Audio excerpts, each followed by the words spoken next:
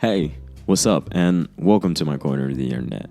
If you didn't know, there's a new king of shonen. And before I get into this, please like, comment, and subscribe. It'll genuinely be appreciated. JJK is the new king of shonen, and it's not even close. There's stories that are going through it, trying to figure out what they're going through, where they're gonna go, and JJK is going full steam ahead, and it's probably one of the best shonens in a very long time that really capitalized on what made shonen so great in the beginning stages. And I just love it so immensely. So I have some theories on how they got there. Anyway, thank you for watching. JJK checks off so many boxes and far outpaces its current competition. It takes old anime concepts and it reinvigorates it. It makes it magical. It's almost incredible how JJK came out of nowhere and has lasted and is far outpacing some of the other animes it came out with. And there's so many conversations needed to be had about how JJK rose to its popularity, how we fell in love with the story, how it returned the feeling that came from past shonen kings and peaks. So first things first, the cool thing about JJK is something that is very borrowed from Hunter x Hunter and several other grand shonen kings is it's a cruel world.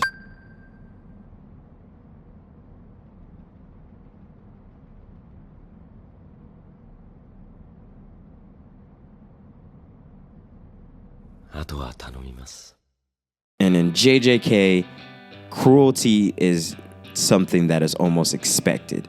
Our main characters are put through the ringer. We have characters die. We lose so many different people throughout this anime. We have unfortunate circumstances. We have trauma. We have a story where our heroes are not winning. They are just surviving.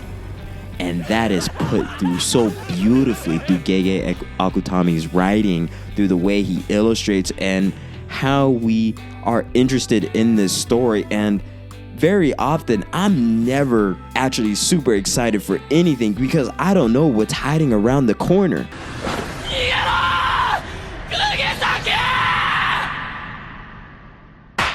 In Jujutsu Kaisen, we don't know who's gonna get got. You don't know what's gonna happen. You don't know what type of curse is gonna come out of nowhere and decimate our heroes. And that's what makes the stories oh so beautiful. This cruel world that we can almost relate to. It feels like moments that happen are natural disasters that just happen, and we literally have curses that are natural disasters. And our heroes have to face these monsters, these beasts, these things that go bump in the night, and very often than not, they do not leave unscathed. 基本的に術式は生まれながら体に刻まれているものだ。大丈夫？ダメだこれ。霊眼とか挽回とか螺旋眼とかとドンパとか。After that, the second reason is the magic that gives life. And the reason why I labeled it this way is because the only reason I'm going to label it magic is because magic is so nondescript. But I'm basically talking about the curse technique system. I'm going to be honest with you. I don't think there's any story that is unable to be the best of shonen without a magic system that is confusing at the same time, but also so incredibly riveting to unravel and understand and experience through each of our characters. JJK's curse technique, the domain expansion, the powers, the systems, the weapons, the abilities, the curses. There's so many different pieces of it that feel like a wide-ranging world where everything is expanded upon, and it's almost an illustration of how open this world can be. And it gives the horizon. It gives a horizon that seems unending. And it's similar to Nen, where even though Nen is probably one of the greatest systems we'll ever probably see in our entire lives, it still gives us more to the story. You know what I'm saying? And it's beautiful, even though I don't even completely understand it and definitely need more information every time I see a curse technique and seeing how it applies, seeing how it's drawn.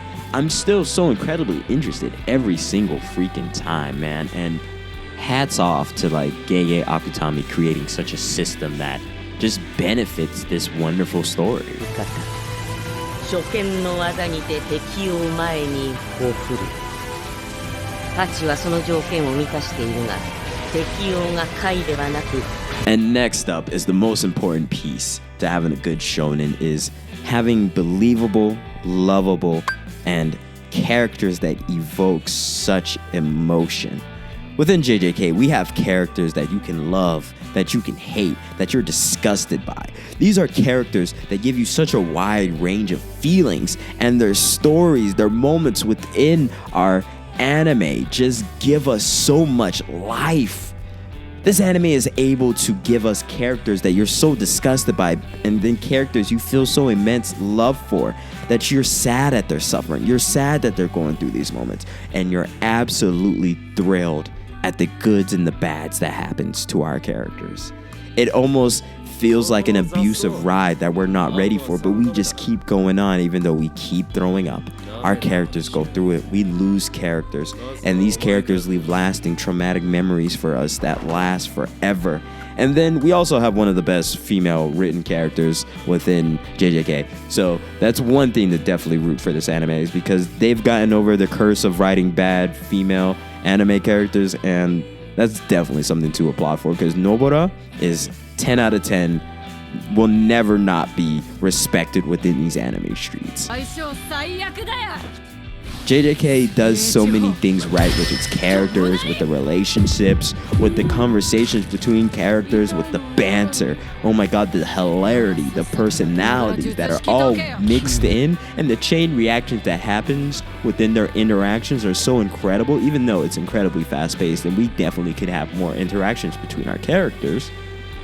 JJK seems to build characters that become a family, and they also deal with the pace and the struggle that comes with this story, and the characters are what really sells this anime. There's no character that I just don't feel something for. I don't understand. I don't really reason with their choices. There's just some things that this anime does that, like, you can't teach that. And I think that's what makes JJK really great.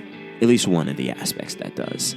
And last but not least, the one thing that I think makes this story so respectable, and I feel like this is something that most mangakas have, especially when they start broaching the idea of a great shonen, and it's no love for its readers.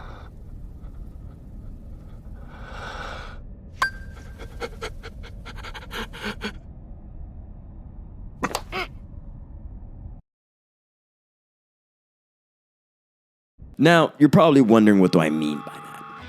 These are people that do not care about our feelings when it comes to a story. And that's respectable, because when you create something, you have to let it be free and exist in the world. And of course, you can pull a couple strings. This is shonen, this isn't seinen, so we're not making the ultimate suffering. But there is a creation of a story that has a journey. There is a change from the beginning to the end. And within JJK, we know that the ending is just going to be something so out of our world. We don't know who's going to be happy. We don't even know who's going to survive. We don't even know who is possibly going to be the ending villain of all this. But we do know we just went through a journey, and we went through this roller coaster that's still going towards its climax, but that end will be magnificent. Will it be happiness for all? Who knows?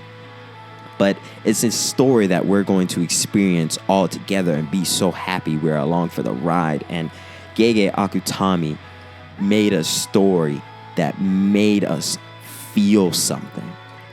He does not care, well, they don't care about whatever we feel, express, think about certain characters, who got, who didn't get got. This story is about being written. It's art for the sake of art, and I think that's one of the greatest things about JJK. It stands alone while taking its inspirations on its back and moving with it beautifully. And I think that's why JJK is now the king of shonen. these are some of the various other reasons. This is straight off the top of my head. I've written down some of these ideas, but JJK is going to be remembered. And I can't wait to see where this story goes. It's definitely something I would recommend to anybody, especially someone just starting out with JJK. So anyway, I appreciate you watching. If you made it to this end of this video, I genuinely appreciate you. I'm probably getting back to more longer form videos, but this is just the start. So anyway, I appreciate you. I appreciate you. Do well, do your best, and never give up. Peace.